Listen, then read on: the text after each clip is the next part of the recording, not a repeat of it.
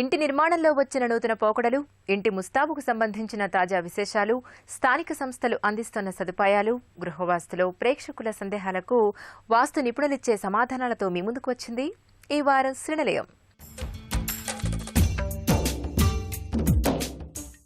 ఇల్లు కట్టి చూడు, పెళ్లి చేసి చూడు అన్నారు పెద్దలు.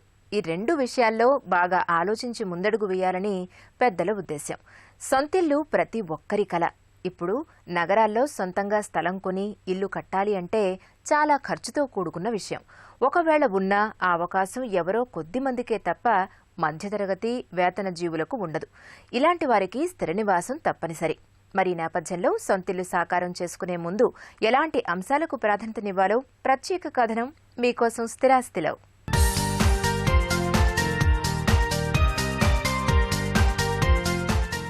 నగరాల్లో సొంతింటి కలను కొందరు చిన్న వయసులోనే నెరవేర్చుకుంటుంటే మరికొందరు పదవీ విరమణ వయసు దాటాక గానీ సమకూర్చుకోలేకపోతున్నారు. ఆర్థిక స్తోమత లేకపోవడం ఇందుకు ఒక కారణమైతే, సరియైన ప్రణాళిక కొరవడంతో అధిక శాతం మంది గృహప్రవేశానికి దూరమవుతున్నారు. సంపాదన ఆరంభించిన తొలినాళ్ల నుంచే ఇంటి కోసం మదుపు ప్రారంభించాలి. ప్రారంభంలో కుటుంబ వ్యయం పరిమితంగా ఉంటుంది కాబట్టి ఎక్కువ మొత్తం పొదుపు చేసేందుకు వీలవుతుంది. ప్రధాన నగరంలో బడ్జెట్లో సొంతిల్లు అంటే అపార్ట్మెంట్లోనే అందుబాటులో ఉంటాయి.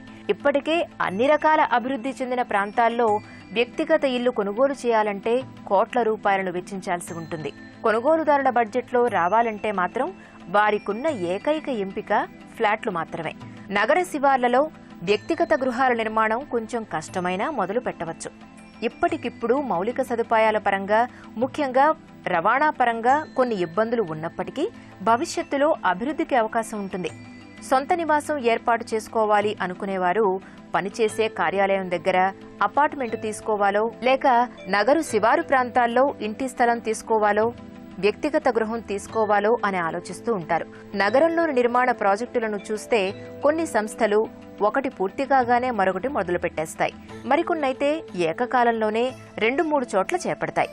ఇంకొన్ని సంస్థలు ఒకే చోట దశల వారీగా ప్రాజెక్టును చేపడుతూ ఉంటాయి. ఎప్పుడో కొనుగోలు చేసిన స్థలంలో డిమాండ్కు అనుగుణంగా విడతల వారీగా నిర్మాణాలను చేపడతాయన్నమాట. ఒక్కో టవర్ను పూర్తి చేశాక కొనుగోలుదారుల స్పందనను బట్టి విస్తరించుకుంటూ వెడతాయి. వీటిని కొనుగోలు చేసే ముందు తప్పనిసరిగా కొన్ని అంశాలు గుర్తించాలి.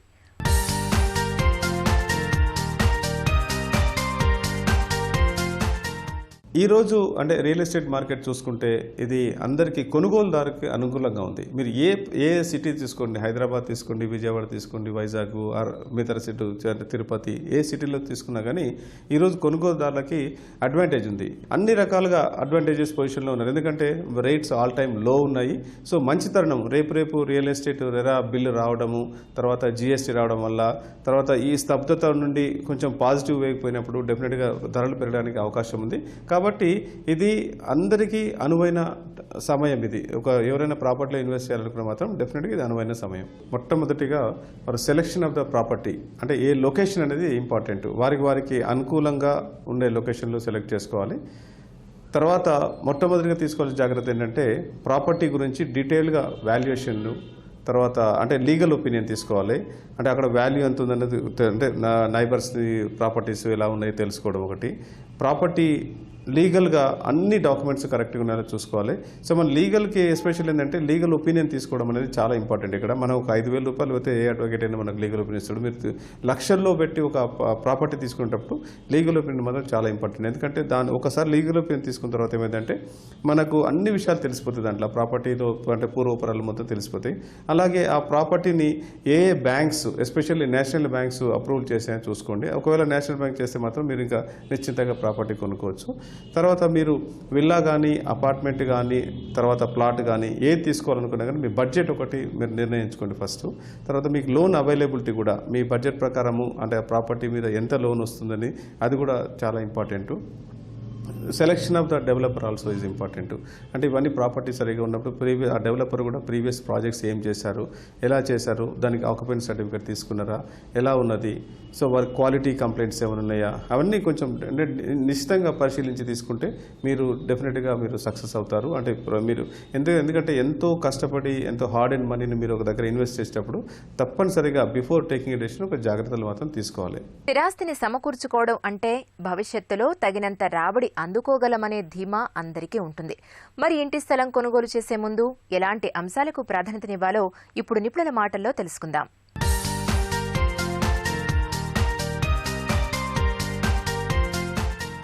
దశల వారీగా చేపట్టే ప్రాజెక్టుల్లో నిర్మాణదారుడి సామర్థ్యం వెల్లడయ్యే అవకాశం ఉంది. మొదటి దశను చెప్పిన సమయానికి పూర్తి చేశారా లేదా అనేది కొనుగోలుదారులు తెలుసుకునే వీలుంటుంది. దీన్ని బట్టి ఆయా సంస్థలు తర్వాతి ఆయా దశల్లో చేపట్టే ప్రాజెక్టుల్లో ఇల్లు కొనుగోలు చేయాలా లేదా అనే నిర్ణయాన్ని తీసుకోవచ్చు. ఇచ్చిన గడువులోపు నిర్మాణం పూర్తయితే ఆర్థికంగా సమస్యలు లేనట్లే. విడతల వారీగా చేపట్టే ప్రాజెక్టుల్లో అంతకుముందు పూర్తి కావచ్చిన నిర్మాణాన్ని కొనుగోలుదారులు ప్రత్యక్షంగా వీక్షించే అవకాశం ఉంటుంది. బ్రోచర్లో చెప్పిన సౌకర్యాలన్నీ కల్పించారా లేదా, నిర్మాణం నాణ్యత ఎలా ఉంది వంటి విషయాలను పరిశీలించవచ్చు. అప్పటికే కొత్త ఇంట్లోకి ఎవరైనా దిగి ఉంటే వారి అభిప్రాయాన్ని తీసుకోవచ్చు. ఎక్కువ మంది సొంతింటి కలను గృహ రుణం ద్వారానే సాకారం చేసుకుంటారు. భూ యాజమాన్య హక్కు వంటివన్నీ సమగ్రంగానే ఉంటేనే రుణం పొందడం సులువవుతుంది. దశల వారీగా చేపట్టే ప్రాజెక్టుల్లో గృహ రుణాలు పొందడం సులువు. భూమి టైటిల్ వంటివి క్లియర్గా ఉంటాయి కాబట్టి తర్వాతి దశల్లో కొనుగోలు చేసేవారు రుణాల కోసం పెద్దగా శ్రమించక్కర్లేదు. నూతన నిర్మాణాలు ఎప్పుడూ వసతులు పరిమితంగా ఉన్న సమయంలో ఆరంభిస్తారు. వీటిలో అందుబాటు ధరల్లో సొంతిల్లు కొనుగోలుకు అవకాశాలు అధికంగా ఉంటాయి. ప్రాజెక్టు పూర్తయ్యే నాటికి విలువ కూడా పెరుగుతుంది. ఇటువంటి సానుకూల అంశాలు వీటిలో ఉంటాయి. కొత్త ప్రాజెక్ట్ అయినా దశలవారీ ప్రాజెక్ట్ అయినా ఇల్లు కొనే ముందు కొన్ని అంశాలను పరిశీలించడం ముఖ్యం. ఇల్లు నచ్చగానే కొంతమంది ఎక్కడ చేజారుతుందో అని తొందరపడి భయాన ఇస్తూ ఉంటారు. రుణం మంజూరైన తర్వాతనే ముందడుగు వేయడం మంచిది.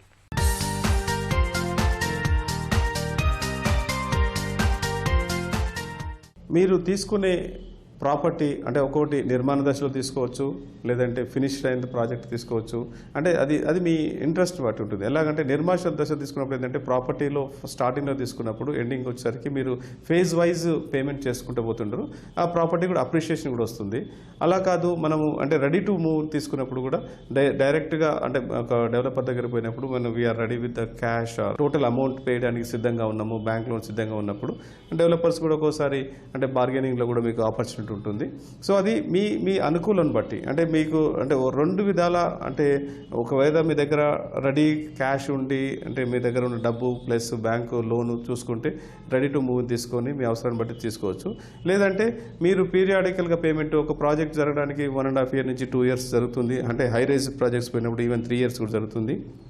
మీరు ఇన్స్టాల్మెంట్స్ ప్రోగ్రెసివ్ పేమెంట్ చేసుకుంటూ పోతే అది కూడా మీకు వెసులుబాటుగా ఉంటుంది. సో మీ అవసరాన్ని బట్టి మాత్రమే డెసిషన్ తీసుకోండి. అది ఎందుకంటే లేకుంటే అన్నెసరీ అంటే ఇన్వెస్ట్మెంట్ అనేది కాకుండా చూసుకోండి.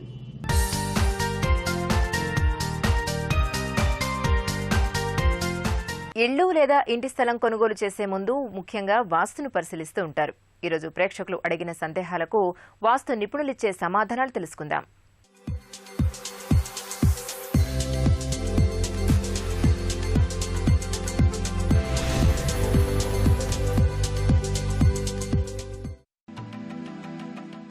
మా ఇంటికి ఉత్తరం వాయువ్యం వీధి సూల తగులుతుంది. మా పిల్లల అభివృద్ధి అంతగా లేదు. దీనికి పరిష్కారం తెలపండి అని అడుగుతున్నారు కేశవరావు రాజమండ్రి నుండి. మీ గృహమునకు ఉత్తర వాయువ్య వీధి గృహమునకు తగులుతుందా లేదా స్థలము తగులుతుందా అనే విషయాన్ని పరిశీలించాలి. గృహమునకు 2 లేదా 3 అడుగులు మాత్రమే తగులుతున్నప్పుడు ఆ వీధి ఎదురుగా ఒక వేప మొక్కను నాటి ప్రహరీ గోడకు వెలుపల లేదా లోపల ఆ మొక్కను పెంచడం వలన కొంతవరకు దోష పరిహారం అవుతుంది. అదేవిధంగా ఆరెంజ్ కలరు స్వస్తిక్ స్టిక్కర్ను ఆ వీధి ఎదురుగా మీ యొక్క గృహము పై భాగములో మొదటి అంతస్తులో ఉండేటట్టుగా ఆ వీధి నుంచి వచ్చే చెడు ప్రభావాన్ని తగ్గించడానికి స్వస్తిక్ స్టిక్కర్ ఆరెంజ్ కలరు మీ గృహమునకు అందించుకునవచ్చును. ఈ 2 విధాల వల్ల మీకు వాస్తు దోషం పరిహారం అవుతుంది. అట్లు కాకుండా ఎక్కువ వెడల్పు వీధి తగులుతుంటే మాత్రం దాన్ని ఇబ్బందిగానే భావించాలి. వీలైతే గృహం మారండి లేదా ఆ దిక్కు యంత్రాలు ప్రతిష్ఠించుకుని ఆ దిక్కు యొక్క దేవత ప్రత్యేక దేవతలను తరచుగా పూజించుకోవడం వలన కొంతవరకు దోషం పరిహారం అవుతుంది. మా ఇంటికి సెప్టిక్ ట్యాంక్ నైరుతిలో ఉంది. ఆగ్నేయ భాగంలో బోరు, నీటి నిల్వ ట్యాంక్ ఉంది. ఇలా ఉండవచ్చునా తెలపండి అని అడుగుతున్నారు విజయవాడ నుంచి నాగేశ్వరరావు. గృహమునకు వెలుబెలుగా నిర్మించే ట్యాంకులు, నీటి నిల్వ ట్యాంకు ఈశాన్యము లేదా తూర్పు లేదా ఉత్తరం మాత్రమే ఉండాలి. సెప్టిక్ ట్యాంకులు మరుగుదొడ్డి నుంచి వెళ్ళే వేస్ట్ తీసుకున్నటకు సెప్టిక్ ట్యాంకులు పడమర లేదా వాయు భాగం మాత్రమే ఉండాలి. అట్లు కాకుండా మిగిలిన భాగంలో ఉండుట అంత మంచిది కాదు. వీలైతే సరి చేసుకొనండి. సరి చేయుట కుదరని పక్షంలో కనీసం ఈశాన్యంలో ఒక నీటి నిల్వ ట్యాంకును ఆ 2 ట్యాంకుల కంటే 1 అడుగు లోతు ఎక్కువ ఉండేటట్టు నిర్మించి అక్కడి నుంచి నీరు వాడుకోవడం వలన కొంతవరకు దోషం పరిహారం అవుతుంది. హైదరాబాద్ నుంచి నాగరాజు తమ సందేహాన్ని ఇలా వ్యక్తం చేస్తున్నారు. అపార్ట్మెంట్లో మా ఫ్లాట్ ఈశాన్యంలో ఉంది. ఆ అపార్ట్మెంట్కు నైరుతి వీధిశూల తగులుతుంది. మా ఫ్లాట్కు వీధిశూల లేదు. మేము ఈ ఫ్లాట్లో నివాసం ఉండవచ్చునా తెలపండి. మీ అపార్ట్మెంట్లో మీ ప్లాట్ వరకు వీధిశూల లేదు కాబట్టి మీకు ఎలాంటి ఇబ్బంది ఉండదు. చక్కగా నివాసం ఉండవచ్చును. మొత్తం అపార్ట్మెంట్కి వీధిశూల తగులుతుంది కాబట్టి దాని యొక్క ప్రభావం చాలా చాలా కొద్దిగా మీ పైన పడే అవకాశం ఉంటుంది. దాని నివారణ కొరకు మీరు తరచుగా వాస్తు పూజ నిర్వర్తించుకోవడం వలన ఆ దోషమునకు పరిహారం అవుతుంది. నగరాల్లో రోజురోజుకు పచ్చదనం కరువవుతోంది. ఎటు చూసినా కాలుష్య భూతం జనాన్ని భయపెడుతోంది. పచ్చదనం కోసం పరితపించేవారున్నా మొక్కలు నాటేందుకు అనువైన పరిస్థితులు, స్థలం లేక చాలా మంది వెనుకంజ వేస్తూ ఉంటారు. కానీ ఈ పర్యావరణ ప్రేమికుడు ఇంటి పైకప్పుపై ఉన్న స్థలంలో వందలాది మొక్కలను పెంచుతున్నాడు. అంతేకాదు ఇంట్లోకి కావలసిన కూరగాయలు సైతం స్వతహాగా పండించుకుంటున్నాడు. ఇంటి డాబాపై పచ్చటి వాతావరణం, కూరగాయల సాగు ఎలా ఏర్పాటు చేసుకోవాలో ప్రత్యేక కథనం మీకోసం గృహసభలో.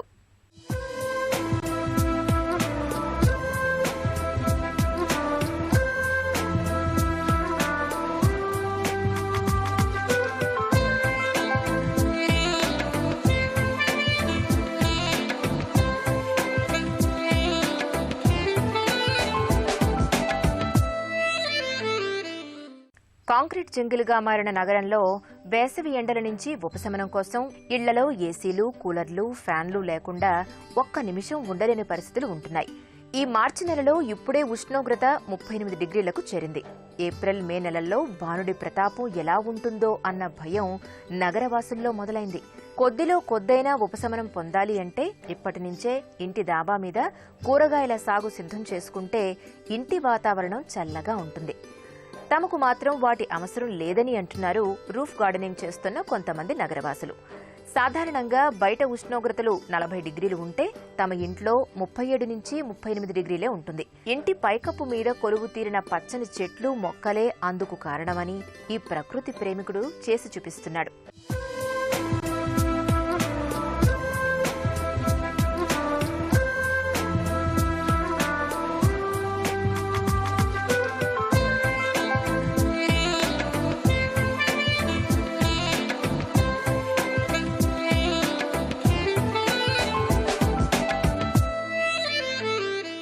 ప్రస్తుతం మనిషి పచ్చదనాని కోసం పరిగెత్తుతున్నాడు. పరుగెత్తు పందాలలో నేను ఎక్కడున్నానని చెప్పి ఒక్కసారి తను చూసుకుంటే మనకి చుట్టూ కనపడుతున్నటువంటి 7 అంతస్తుల బిల్డింగు, శ్వాస పీల్చుకోవటానికి కూడా కావాల్సినటువంటి ఆక్సిజన్ దొరకనటువంటి సమయాలలో తట్టిన ఆలోచన. ఇది మా పేరెంట్స్ నుంచి మాకు వచ్చినటువంటి మంచి అలవాటు. దేనికైనా కానీ తల్లిదండ్రులు ముందర అడుగు వేస్తే పిల్లలు ముందుకు రావడానికి ఆస్కారం ఉంటుంది. మేడం పైన మేము ఇదంతా అరేంజ్ చేసుకోవడానికి కారణం ఏంటంటే మనకి కావాల్సినవి మనం పండించుకోవటంలో ఉన్న ఆనందము, మన ఇంట్లో ఉన్నటువంటి చెట్లకు పూసినటువంటి పువ్వు చూడంగానే మనకి స్ట్రెస్ లెవెల్స్ ఎలా తగ్గుతాయి, ఇవన్నీ నేర్పుతున్నది ఆలోచనలోకి వస్తూ ఉంటాయి.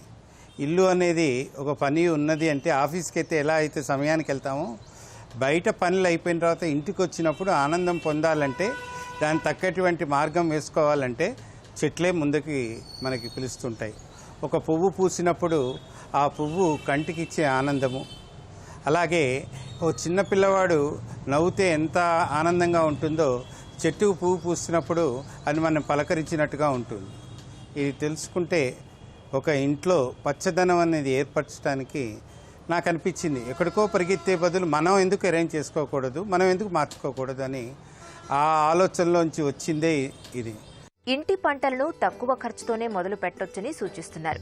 మార్కెట్లో అమ్ముతున్న కూరగాయలు, ఆకుకూరల్లో రసాయనిక అవశేషాలు అధిక పాళ్లలో ఉండి వినియోగదారుల ఆరోగ్యాన్ని హరిస్తున్నాయంటూ అడపాదడపా వస్తున్న వార్తలు విని ఈ ప్రకృతి ప్రేమికుడు తమ కుటుంబానికి అవసరమైన కూరగాయలు, ఆకుకూరలను సేంద్రియ పద్ధతుల్లో తామే పండించుకుంటే బావుంటుంది అన్న ఆలోచన కలిగింది. సికింద్రాబాద్లోని నామాలగుండు కాలనీలోని నివాసముండే రవికుమార్ ఇంటి డాబా పైన తమ కుటుంబానికి సరిపడే కూరగాయలను ఇంటి పంటల ద్వారానే పండించుకోవడం ప్రశంసనీయం.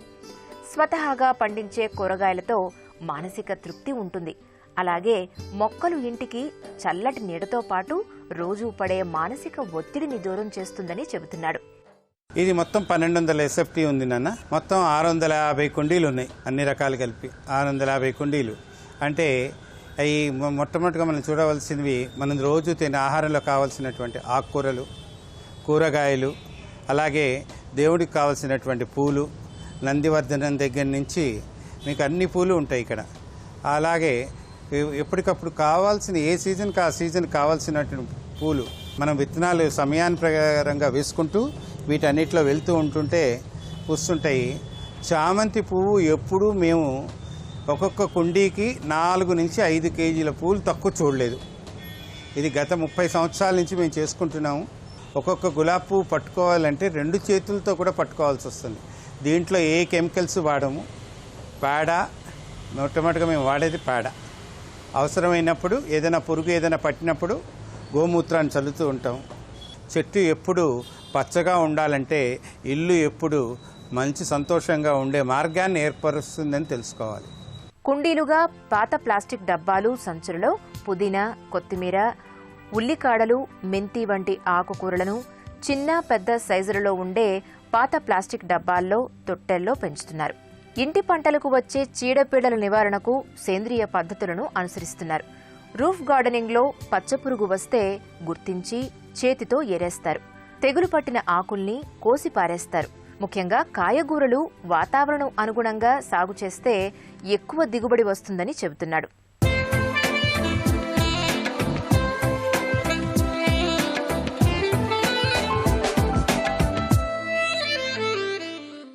ఈ డబ్బా పైన మెయిన్గా చేయాలంటే చెట్టుకు నీళ్లు పోసేటప్పుడు చాలా జాగ్రత్త పోయాలి. చెట్టుకు వేరెంత ముఖ్యమో మనం పోసి చేసే పనులు కూడా అంత ముఖ్యం. అంటే ఏ సీజన్కి ఏవి చేయాలి. ప్రతి రోజుకి కనీసం 1 గంట, గంటన్నరన్నా మన సమయాన్ని వెచ్చించాలి. చెట్టుకి వెయ్యవలసింది ఎండిపోయినటువంటి పేడ. దాని తర్వాత కావాల్సింది రెండోది, మనం ఎప్పుడన్నా ఏదైనా చేస్తున్నప్పుడు మనం ఏ చెట్టు ఏ సీజన్లో వేసుకోవాలని తెలిస్తే పూలు కానీ ఇప్పుడు ఎండాకాలం, ఇంత ఎండాకాలంలో కూడా మనకి ఈ మాత్రం పూలు కనపడుతున్నాయి అంటే వాటిని ఒక చంటి బిడ్డలాగా చూసుకోగలిగే స్థాయిలోకి రావాలి. అంటే అది చూడాలంటే మన మనస్తత్వం కూడా ఎంత మెత్తగా ఉండాలి. అది దీనివల్ల ఏమవుతుందంటే కోపము అనేది తగ్గిపోతూ ఉంటుంది. మీకు బీపీ దగ్గరికి రాదు. అలాగే ఎవరిని చూసినా కానీ చిరునవ్వుతో పలకరించే మార్గంగా మారుతుంది. తీగజాతి మొక్కల కోసం పిల్లర్ల ఆధారంగా ఇనుప తీగలతో పందిరిని ఏర్పాటు చేశారు. ఇంటి పంటల్లో పండిన కూరగాయల నుంచి అవసరమైన విత్తనాలను తయారు చేసుకుని వాడుతుండడం విశేషం. ప్రతి మేడపైన ఖాళీ ఉంటుంది.